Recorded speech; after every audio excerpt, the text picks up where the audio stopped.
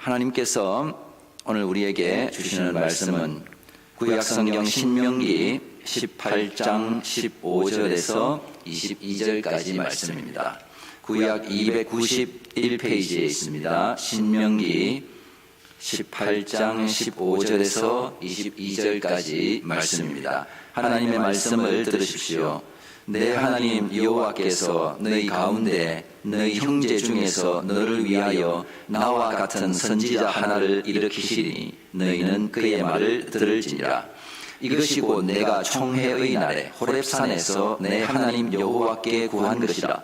곧 내가 말하기를 내가 다시는 내 하나님 여호와의 음성을 듣지 않게 하시고 다시는 이 큰 불을 보지 않게 하소서. 두렵건대 내가 죽을까 하나이다 하매 여호와께서 내게 이르시되 그들의 말이 옳도다. 내가 그들의 형제 중에서 너와 같은 선지자 하나를 그들을 위하여 일으키고 내 말을 그 입에 두리니 내가 그에게 명령하는 것을 그가 다 무리에게 다 말하리라.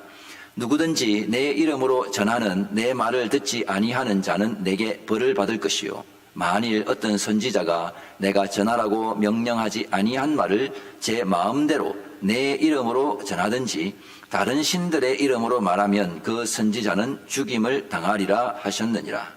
내가 마음속으로 이르기를 그 말이 여호와께서 이르신 말씀인지 우리가 어떻게 알리요 하리라. 만일 선지자가 있어 여호와의 이름으로 말한 일에 정흠도 없고 성취함도 없으면 이는 여호와께서 말씀하신 것이 아니요 그 선지자가 제 마음대로 한 말이니 너는 그를 두려워하지 말지니라. 아멘. 오늘 본문은 선지자에 관한 율법의 규정입니다. 10계명 중에 5번째 계명인 내 부모를 공경하라는 이 명령의 확장으로서 권위의 문제를 다루고 있는 문맥입니다. 부모를 공경하라는 것은 단순히 부모에게 효도하라는 차원을 넘어서 부모로 대표되는 모든 종류의 권위에 대해서 우리가 어떤 태도와 자세를 가져야 하는지를 가르쳐주는 율법의 말씀입니다. 그래서 16장에서 재판장은 마땅히 공의로 재판해야 되고 판결을 받는 사람도 마땅히 그 판결에 승복해야 합니다. 따라서 공의로 재판하기 위해서 그리고 판결에 승복하기 위해서는 둘 다 자기 위에 다른 권위가 있음을 인정하고 그 권위에 순복하는 게 필요합니다. 재판장은 하나님의 권위, 그러니까 말씀의 권위 아래에서 판결하는 것이고 판결을 받는 사람도 이 판결이 최종적으로 하나님의 권위 아래에서 이루어진 판결로 받아서 순종해야 하는 의무가 있습니다. 자, 그렇게 해서 판결을 하는 사람이든 판결을 받는 사람이든 모두가 하나의 권위 아래에서 모두가 한 공동체인 것을 확인하게 되는 겁니다. 자, 그리고 이제 또 다른 권위를 가진 자로서 왕과 제사장의 역할이 주어지고 그리고 오늘 우리가 읽은 본문에서는 선지자라는 새로운 권위자가 등장을 합니다. 왕, 제사장, 선지자 모두 특별한 권위를 가지고 있고 그 권위를 행사하는 사람들입니다. 이들은 모두 이스라엘 백성 가운데서 선택된 사람들이고 그들에게 특별한 권위가 부여되었음을 확인하는 증표로서 그들의 머리에 기름을 부어서 구별합니다. 그래서 이 구약시대에 기름 부음을 받는 세 가지 직분이 바로 왕, 제사장, 선지자죠. 이 세 가지 직분을 통해서 하나님께서 자신의 권위를 나타내시고 이스라엘 백성은 그 권위에 순종함으로 하나님의 나라가 견고하게 세워져 가는 것입니다. 자, 원래는 하나님께서 이 세 가지 직분이 가지는 그 직무의 기능을 하나님이 혼자서 다 하십니다. 하나님께서 왕이시고 제사장이시고 선지자인 거죠. 그 하나님의 다스림 가운데 하나님의 백성은 부족함이 없고 하나님의 완전한 통치 가운데 하나님의 거룩한 백성이라는 정체성을 지키며 살 수 있습니다. 자, 이것이 완벽하게 구현된 곳이 어디일까요? 하나님이 왕, 제사장, 선지자로 온전히 다스리고 그 다스림 가운데 온전하게 살아간 사람들, 그게 바로 에덴 동산이죠. 하나님께서 권위로 다스리시고 아담과 하와는 그 권위에 순종하며 완전한 교제와 연합이 일어난 곳이 에덴 동산입니다. 자, 그러나 죄로 인해서 이 모든 아름다운 관계가 깨졌습니다. 인간이 하나님의 권위를 무시하고 자기가 스스로 하나님의 권위에 그 자리에 올라가려고 한 게 바로 인간의 타락입니다. 하나님처럼 될 줄 알고 선악을 알게 하는 나무의 열매를 먹었습니다. 이게 죄죠. 자, 그래서 이제 권위가 무너진 곳에 질서가 깨지고 무질서가 들어옵니다. 하나님의 창조 세계는 질서가 정연한 곳인데 죄는 바로 무질서를 가지고 오는 겁니다. 자, 모든 것에는 각자 고유한 자기만의 그 권위가 있고, 그런데 죄가 들어오니까 무질서가 발생하고 그로 인해서 이 세상이 꼬이기 시작하는 겁니다. 권위가 사라지는 거죠. 그리고 권위가 무시당합니다. 따라서 이 땅에 일어나는 모든 고통은 죄로 인한 무질서로 발생한 것입니다. 그리고 그 근원이 인간이 하나님의 권위를 무시한 데서 출발을 했습니다. 그게 죄의 근원이죠. 그래서 구원이란 뭐냐? 다시 질서의 상태로 돌아가는 것이고, 인간이 불법으로 탈취한 그 권위를 다시 제자리로 돌려놓는 것을 말합니다. 하나님을 하나님 되시게 하고, 인간은 피조물로서 하나님의 권위 아래에서 순종하고, 하나님께서 인간을 창조한 목적대로 하나님을 영화롭게 하고 그분의 이름을 높이고 영원토록 기뻐하며 살아가면 되는 거죠. 그게 바로 질서입니다. 창조 질서. 이게 하나님의 형상으로 지음받은 인간의 본분입니다. 그리고 이 본분을 회복하는 게 바로 구원이라는 거죠.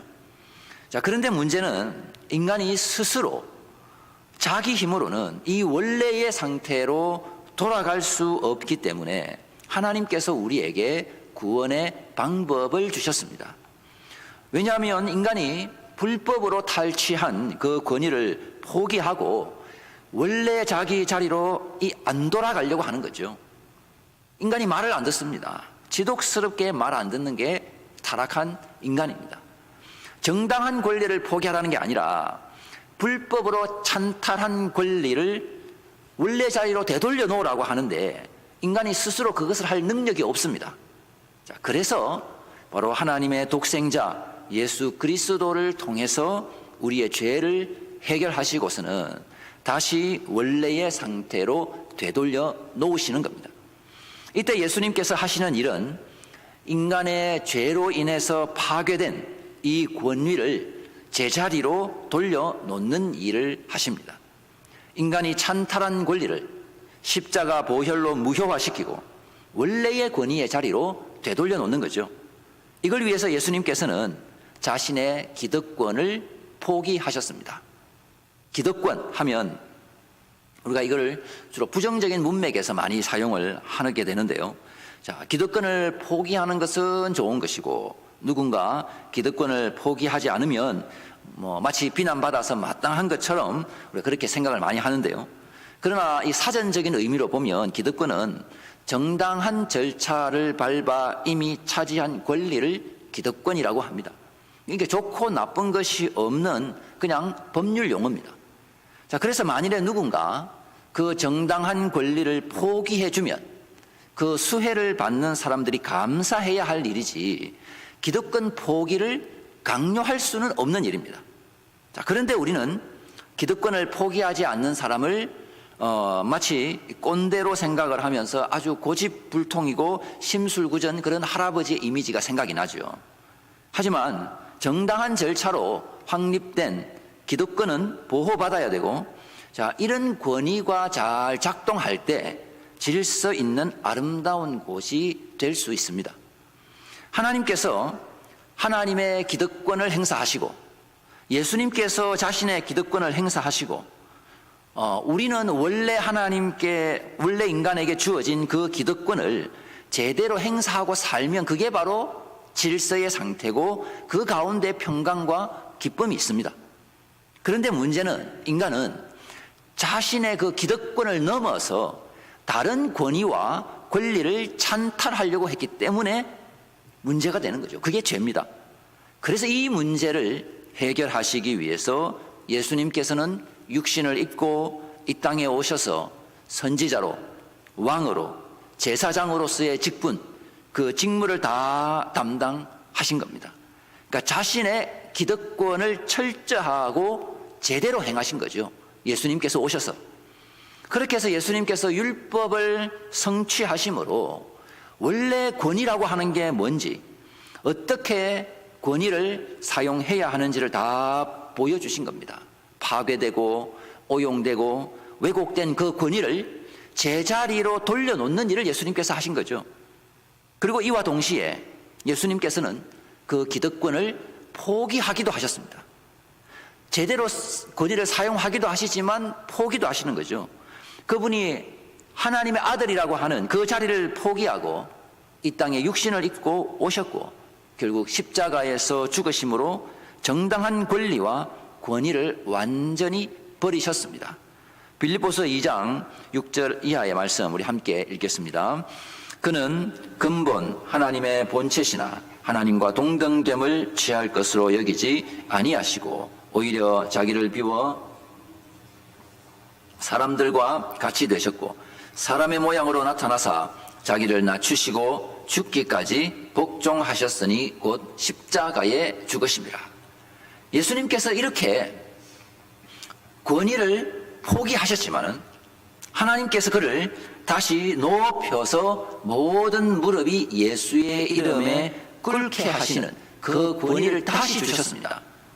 2장 9절 이하에 이름으로 하나님이 그를 지극히 높여 모든 이름 위에 뛰어난 이름을 주사 하늘에 있는 자들과 땅에 있는 자들과 땅 아래 있는 자들로 모든 무릎을 예수의 이름에 꿇게 하시고 모든 입으로 예수 그리스도를 주라 시인하여 하나님 아버지께 영광을 돌리게 하셨느니라.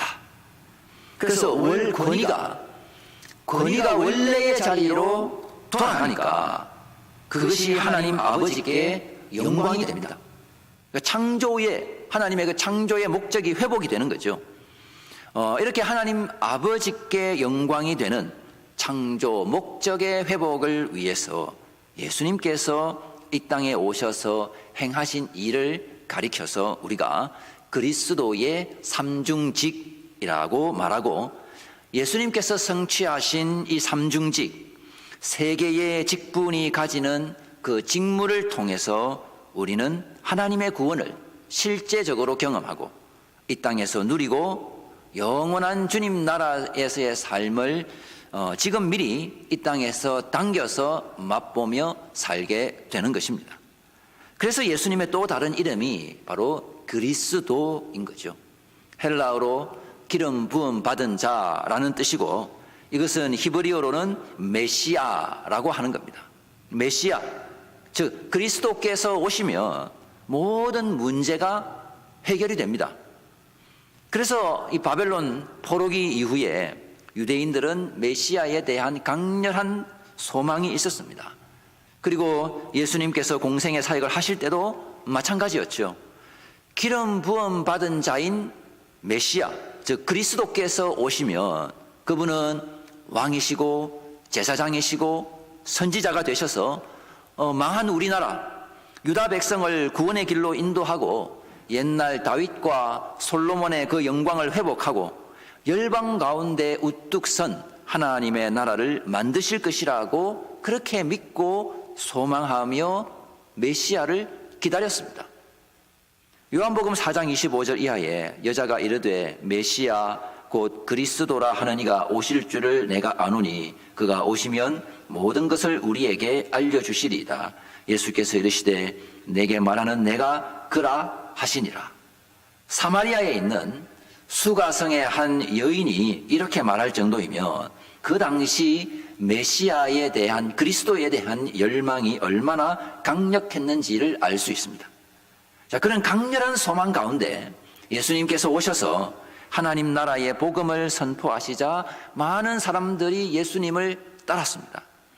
예수님의 말씀에 권세가 있었고 예수님께서 보여주시는 그 이적은 우리를 이끌 왕으로서 충분한 자격이 된다고 생각을 했습니다. 그래서 바로 그 메시아가 오면 모든 문제가 해결될 거라고 생각을 했죠. 그들이 율법을 통해서 가지고 있는 삼중직, 왕, 제사장, 선지자의 이 직무가 제대로 나타나지 못해서 나라가 망하고 성전이 무너지고 바벨론으로 포로로 잡혀가는 그런 비참한 일을 겪었는데, 이제 이 일을 제대로 하실 수 있는 메시아가 오시면 우리가 더 이상 이 땅에서 이런 수모를 겪지 않아도 된다고 생각을 하는 겁니다. 그래서 예수님께 기대를 걸었죠. 그러나 예수님께서는 유대인들이 원하는 방식으로 그렇게 권위를 사용하지 않았습니다. 그리고 심지어 그 정당한 권위까지도 예수님께서는 포기하시는 모습을 보여줍니다. 바로 이 부분이 유대인들이 당혹스러워하는 부분입니다. 삼중직의 이 권위를 제대로 사용을 해서 보여주어서 이 세상을 호령하는 모습을 보여줘야 하는데, 예수님께서는 수치를 당하시고 십자가에서 죽어버렸으니까 이게 유대인들의 기준으로 볼 때는 이게 가짜 메시아가 되는 겁니다. 자기가 한 말에 대해서, 그러니까 예수님께서 하신 그 말씀에 대해서 정흠도 없고 성취함도 없는 가짜 선지자가 되어버린 거죠. 유대인들이 가진 그 율법을 기준으로 판단해 보면 예수님은 가짜인 겁니다. 왜냐하면 그들은 분명히 신명기 18장 말씀으로 지금 예수님이 선지자인가 아닌가, 그리스도인가 아닌가 지금 막 판단해 보고 있을 것이기 때문이죠. 신명기 18장 21절 22절에 내가 마음속으로 이르기를 그 말이 여호와께서 이르신 말씀인지 우리가 어떻게 알리요 하리라. 만일 선지자가 있어 여호와의 이름으로 말한 일에 정흠도 없고 성취함도 없으면 이는 여호와께서 말씀하신 것이 아니요 그 선지자가 제 마음대로 한 말이니 너는 그를 두려워하지 말지니라. 예수님의 말씀이 보통 말씀이 아니라는 것은 그 당시에 모든 유대인들이 인정하는 것이었습니다. 그런데 예수님께서 죽어버렸으니까 살아있을 동안에 선포한 그 모든 말들은 정흠도 없고 증거가 없다라는 거죠. 성취도 없는 거짓이 되어버립니다. 예를 들면은 요한복음 2장 19절에 예수께서 대답하여 이르시되 너희가 이 성전을 헐라 내가 사흘 동안에 일으키리라. 그래서 실제로 무너진 건물을 3일 만에 다시 세우면 그거는 정흠도 있고 성취함도 있게 되는데 그런 게 없으니까, 물론 예수님의 이 말씀은 부활을 말씀하신 거죠. 근데 유대인들이 볼 때는 그런 실제적인 눈에 보이는 증거가 없으니까 예수님은 거짓 선지자가 되는 겁니다. 그러면 우리가 이제 다시 역사를 거슬러 올라가서 모세가 신명기 18장에서 선지자에 관한 이 율법을 선포하는 시대로 한번 돌아가 보겠습니다. 모세가 가나안 입성을 앞두고 있는 이 출애굽 2세대에게 하나님께서 너희 중에서 나와 같은 선지자 하나를 일으키실 것이라고 선포합니다. 그리고 그 선지자가 선포하는 메시지를 잘 들으라고 당부하죠. 왜냐하면 그 선지자가 전하는 메시지는 하나님의 말씀이기 때문입니다. 그리고 이렇게 하나님의 말씀을 전하는 사람을 세워달라고 하는 건 모세의 생각이 아니라 이스라엘 백성들의 요청 사항이었습니다. 자, 그들은 출애굽하고 시내산에서 하나님의 임재 가운데 들려오는 그 소리와 그 영광에 압도되어 두려움을 느꼈죠. 너무 무서웠습니다. 왜냐? 인간이 죄인이기 때문입니다. 거룩하신 하나님 앞에 설 수가 없어서 그들은 모세를 통해서 말씀해 주시기를 원했고, 모세가 하나님과 이스라엘 백성 사이에 중재자 역할을 하게 되었습니다. 자, 그래서 모세는 광야 생활 중에 왕이었고 제사장이었고 선지자였습니다. 모세가 그러니까 그리스도의 이 삼중직을 예표하는 사람으로 나타나서 하나님께서 다스리시는 나라가 어떤 나라인지 어떤 모습인지를 보여주었습니다. 그래서 모세는 하나님의 질서를 보여주는 사람이죠. 그러나 이제 모세가 죽고 나서 모세는 가나안 땅에 못 들어가죠. 모세 사후에는 이스라엘 백성이 가나안 땅에 이제 들어가서는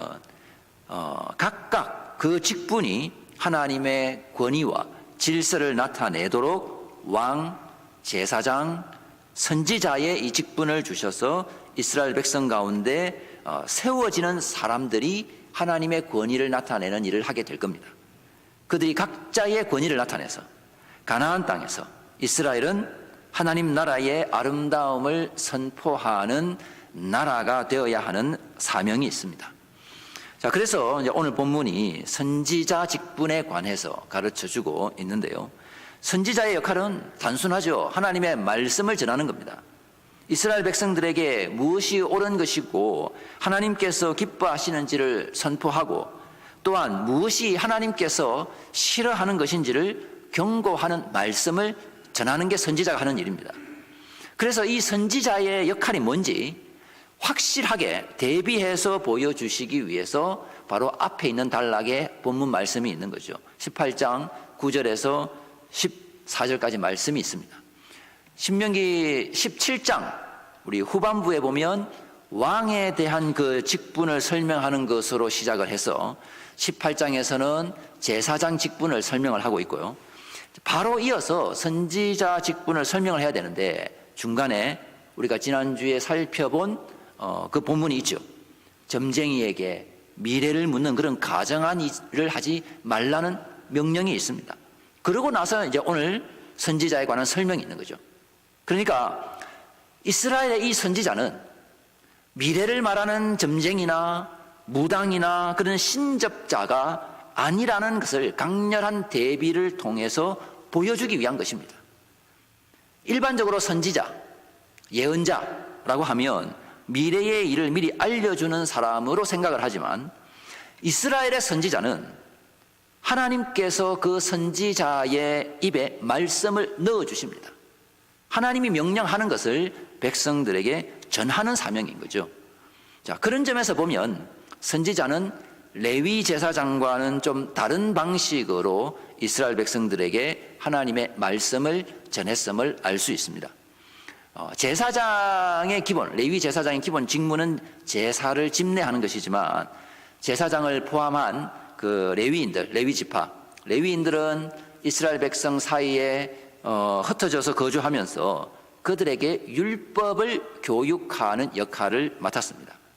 제사를 드리는 것도 율법대로 해야 되고 또 레위인들이 재판관의 역할을 함께 맡았기 때문에 그러려면 반드시 율법을 잘 알고 있어야 되겠죠. 자, 그러니까 그들은 제사와 재판관의 역할을 통해서 율법 교육의 직무를 함께 맡고 있는 겁니다. 레위인들이. 그런데 이 선지자는 좀 다르죠. 이스라엘 백성이 율법을 벗어나거나 할 때 그걸 경고하고 돌아오도록 하고 무엇이 옳은 것인지를 알려주는 일을 하는 게 이 선지자입니다. 자, 그런 점에서 보면 오늘날 우리 신약시대의 목사는 제사장과 선지자의 기능을 이게 둘 다 섞어서 하고 있다고 볼 수 있습니다. 예를 들면 성경 공부하는 것은 제사장의 역할을 하는 것이죠.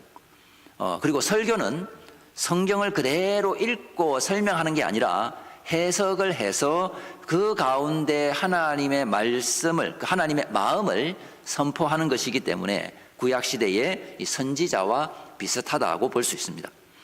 그런데 제사장과 달리 선지자는 그가 선포한 그 메시지가 검증의 과정을 거칩니다. 제사장은 율법을 그대로 가르치면 되기 때문에 검증이 어찌 보면 필요가 없죠.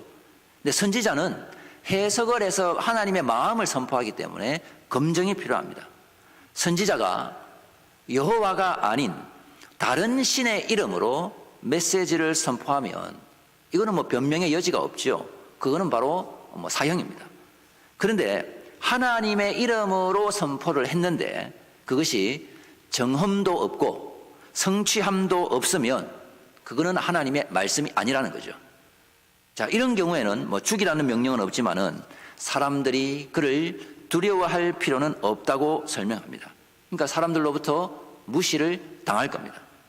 자, 그래서 뭔가를 선포를 하고 선지자가 즉각 어떤 사건이 일어나면 그 선지자는 정함도 있고 성취함도 있는 뭐 쉬운 말로 용한 사람이 되는 거죠. 정말 하나님의 사람이구나 하는 그런 평가와 함께 사람들로부터 존경을 받을 겁니다. 그러나 선포는 하는데 전혀 그것이 성취될 기미가 보이지 않으면 어떻겠습니까? 선지자 입장에서는 쏙이 타겠죠. 예레미야 선지자를 한번 보십시오. 백성들은 평화의 예언을 원했지만은 그는 계속해서 파멸과 심판의 메시지를 선포했습니다. 바벨론에 의해서 나라가 망할 거라고 예언을 했습니다.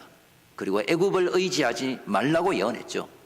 반면에 그 당시에 함께 활동했던 거짓 선지자 하나냐는 여호와의 이름으로 평화를 선포하고 바벨론의 멍에가 곧 꺾이고 포로들이 곧 돌아오리라는, 말해서 사람들이 듣기 좋아하는 그런 희망의 메시지를 선포했습니다. 신명기 18장의 이 기준으로 보면 예레미야의 선포는 그 당시에 정함도 없고 성취함도 없는 메시지가 되었지만은 이게 나중에 실제로 바벨론이 망한 다음에 한참 후에 그때까지 확인이 될 때까지는 이게 오랜 시간이 필요한 것입니다. 그때 예레미야를 포함한 수많은 의로운 선지자들은 고통받았습니다. 거짓 선지자라고 하는 오명을 감당해야 했고, 하나냐 같은 거짓 선지자가 참 선지자로 대접받는 어처구니 없는 상황을 지켜볼 수밖에 없었습니다. 그러나 결국 성경은 정함과 그 성취함의 기준으로 예레미야 같은 그 참 선지자를 기록하고 있고, 그들의 메시지를 통해서 하나님의 구원 역사는 이어져 왔고, 결국 참 선지자이신 모세와 같은 선지자이신 그리스도를 통해서 하나님의 구원의 능력이 나타났습니다. 자, 선지자는 하나님의 기름 부음을 받아서 세워진, 하나님의 권위로 세워진, 그리고 그 권위를 위임받은 직분자이지만, 그러나 그 권위를 행사하는 과정에는 많은 시련과 환난과 고통과 인내의 순간을 견뎌야 했습니다.